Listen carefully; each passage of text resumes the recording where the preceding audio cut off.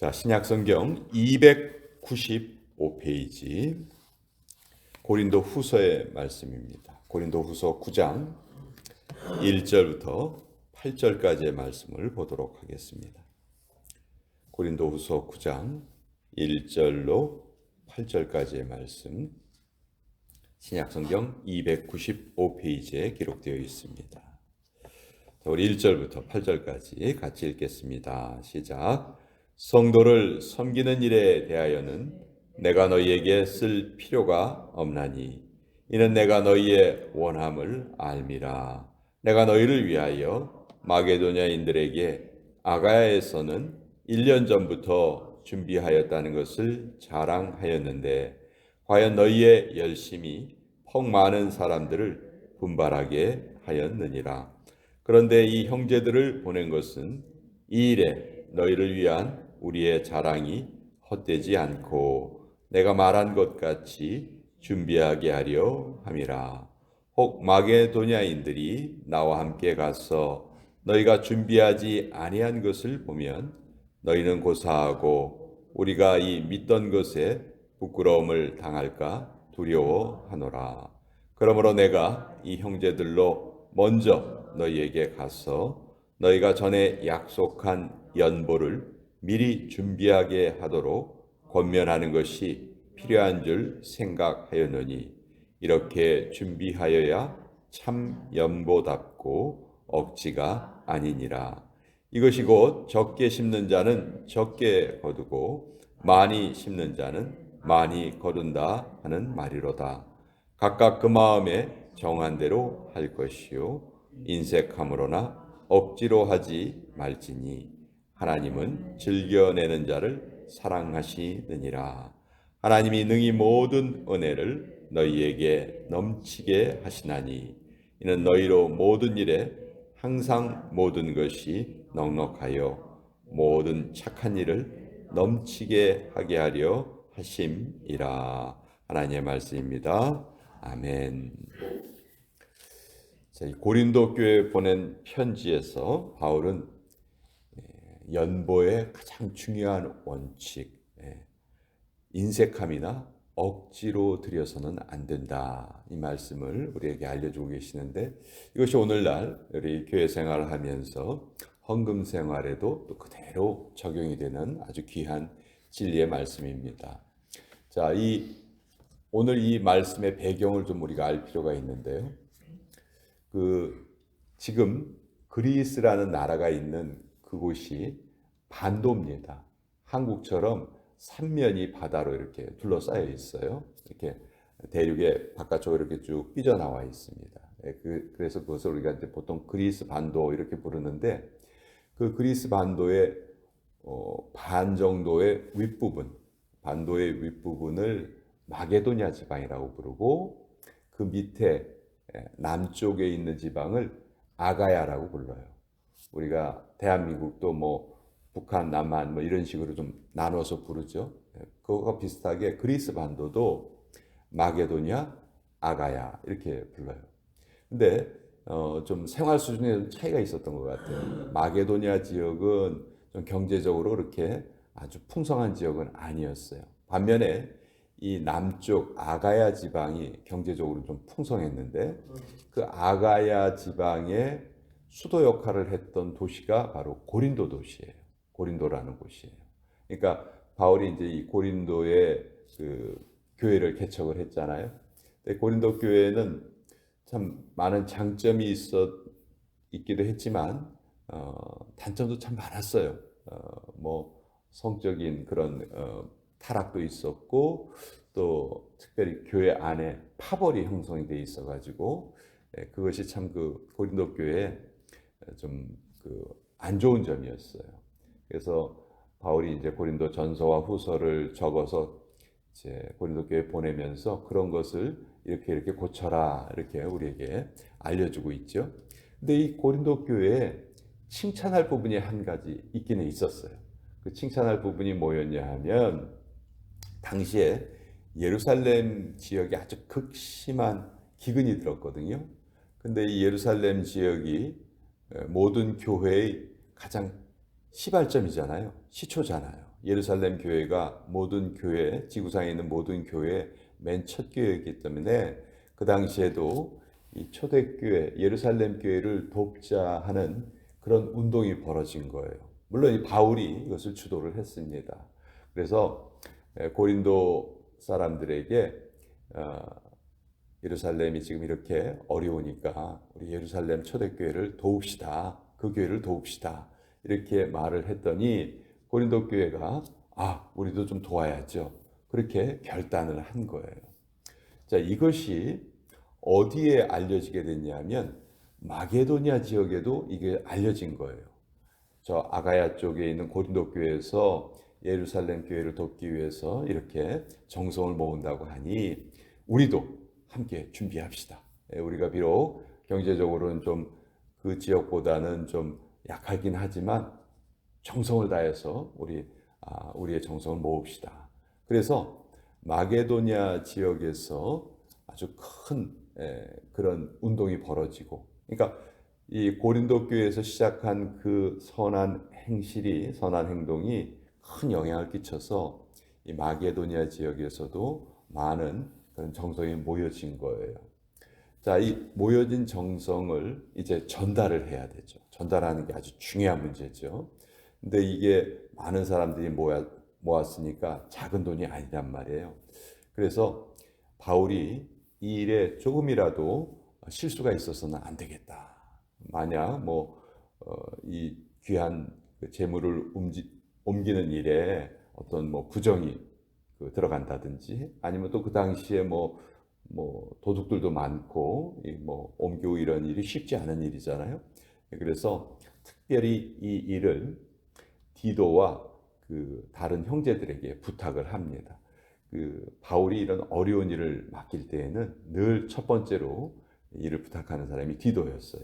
그래서 3절에 보면, 그런데 이 형제들을 보낸 것은 하고 이제 그 모아진 헌금을 이제 받아서 전달을 하기 위해서 디도가 지금 고린도 지역에 간 거예요. 이미 1년 전부터 이 일이 시작이 됐어요. 그리고 그 시작된 그 일이 마게도냐 교회에 큰 영향을 끼쳤고, 마게도냐 지역에서는 이미 다 헌금을 모았습니다. 그리고 이제 아가야 지방으로 간 거예요. 근데 그렇게 일을 시작하기는 했지만 막상 마게도니아 지역만큼 열심 있게 고린도 지역에서 그게 모이질 않은 거예요. 그러니까 바울이 그것을 알고서 지금 편지를 보낸 것입니다. 자, 4절에 보시면 혹 마게도냐인들이 나와 함께 가서 너희가 준비하지 아니한 것을 보면 너희는 고사하고 우리가 이 믿던 것에 부끄러움을 당할까 두려워하노라. 너희에게서 시작된 그 선한 일이 좋은 영향을 끼쳐서 다른 지역에서는 이렇게 귀한 열매를 이미 맺었다. 근데 너희가 시작만 해놓고 아직 제대로 이 연보가 모이지 않았다고 하니 그래서는 안 되는 일 아니냐. 그러니까 내가 형제들을 보내기 전에 너희가 미리 잘 준비해서, 그래서 디도가 가면 바로 그 너희의 정성을 받아서 예루살렘 교회에 전달할 수 있게 꼭 그렇게 좀 해다오 하는 것을 지금 바울이 말하고 있는 거예요. 이것이 이제 오늘 이 고린도 후서 9장의 배경입니다. 그러면서 여기에서 이제 연보에 대한 원칙을 말하고 있는 것이죠. 5절에 그러므로 내가 이 형제들로 먼저 너희에게 가서 너희가 전에 약속한 연보를 미리 준비하게 하도록 권면하는 것이 필요한 줄 생각하였노니 이렇게 준비하여야 참 연보답고 억지가 아니니라. 자, 이 연보라는 말, 옛날에 사실 헌금이라는 말보다 연보라는 말을 더 많이 썼어요. 연보돈 그런 말을 우리 늘 듣고 살았는데, 바칠 연자에 도울 보자예요. 그러니까 내가 가진 것을 바쳐서 누구를 돕는다 하는 그런 의미의 단어가 연보인데, 이 연보의 원칙이 있어요. 가장 중요한 원칙. 연보는 미리 준비하는 것이다. 물론 우리가 즉흥적으로 마음에 큰 감동을 받아서 어떤 그 물질적인 헌신을 하는 경우도 간혹 있을 수가 있어요. 그러나 그런 경우는 그렇게 자주 있지 않죠. 또 즉흥적으로만 내가 하나님께 어떤 드리는 생활을 하겠다 하면 그런 마음이 들지 않을 때에는 또 연보를 바치기가 어려운 거죠. 그러니까 연보의 가장 중요한 원칙은 바울이 알려준 원칙은 미리 준비하여라. 연보는 미리 준비해야 한다. 그것을 우리에게 알려주고 있어요. 그리고 그러한 마음, 그런 마음이 담겨서 하나님께 드릴 때 그것이 6절에 보면 곧 적게 심는 자는 적게 거두고 많이 심는 자는 많이 거둔다 하는 말이로다. 하나님께서 우리 마음의 중심을 잘 알고 계시는 거예요. 그러니까 어떠한 마음으로 하나님께 드리는가. 사실 우리가 누리는 모든 것은 내가 얻었다고 생각하면 이걸 하나님 앞에 드린다는 게 너무 어려워요. 근데 내가 누리는 모든 것이 다 하나님께서 나에게 주신 것이다 라고 생각하면 하나님께 다시 돌려드리는데 전혀 어려움이 없죠.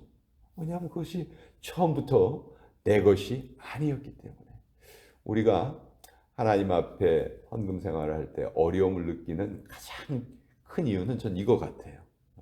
이게 내 거였는데 이거를 내가 드린다 이렇게 생각하면 어렵죠. 아니, 내 것에 손해가 나는데 그게 쉽겠어요? 자본주의 하에서 살아가는 우리는 그런 생각에 아주 깊이 빠져 있는 거죠. 그러나 잘 생각해 보면 우리의 존재 자체가 나라는 존재 자체가 하나님의 은혜로 이 땅에 태어난 것이고 하나님의 은혜로 내가 피조물이 된 것이죠. 내가 누리는 모든 것이 다 주어진 것이란 말이에요. 이거 내가 벌었는데요? 아니에요. 그 돈을 벌 수 있는 재물 얻을 능력도 사실 하나님이 주신 거거든요. 하나님이 주시지 않았다면 그것을 얻을 수 있는 그 능력도 우리가 없는 거잖아요. 그런 면에서 헌금을 드린다는 것은 가장 영적인 행위다. 헌금이라는 것은 내가 하나님의 피조물입니다 하는 것을 다시 한번 아주 강력하게 표현할 수 있는 가장 중요한 영적인 표현이다. 우리는 그렇게 알 수가 있어요. 그리고 이제 7절에 보시면 가장 중요한 또 두 단어가 나옵니다. 각각 그 마음에 정한 대로 할 것이요 인색함으로나 억지로 하지 말지니 하나님은 즐겨내는 자를 사랑하시느니라. 여기 보면 헌금의 가장 중요한 원칙이 나와 있어요. 각각 그 마음에 정한 대로 할 것이다. 믿음의 분량대로 헌금을 드릴 것이다. 물론 구약 성경에 보면 그 믿음의 분량의 하한선이 정해져 있기는 해요. 그 믿음의 분량의 하한선이 11조라는 형식으로 정해져 있긴 하죠. 근데 신약 성경에 보면 그 어디에도 11조라는 단어가 없어요. 한 번도 나오질 않아요. 그러니까 어떤 사람들은 신약 시대에 와서 11조는 폐기되었다 이렇게 말하는 사람도 있는데 아니에요. 그게 아니고요. 구약 시대부터 계속 해왔던 그 11조가 너무나 당연한 것이었기 때문에 거기에 대해서 신약 성경에서는 언급을 하지 않는 것이고 여기에 마음에 정한 대로 할 것이다 했을 때 그 마음에 정하는 것은 그 11조를 넘어서는 부분에 대해서 자유롭게 네 마음에 정하라 하는 그런 의미예요.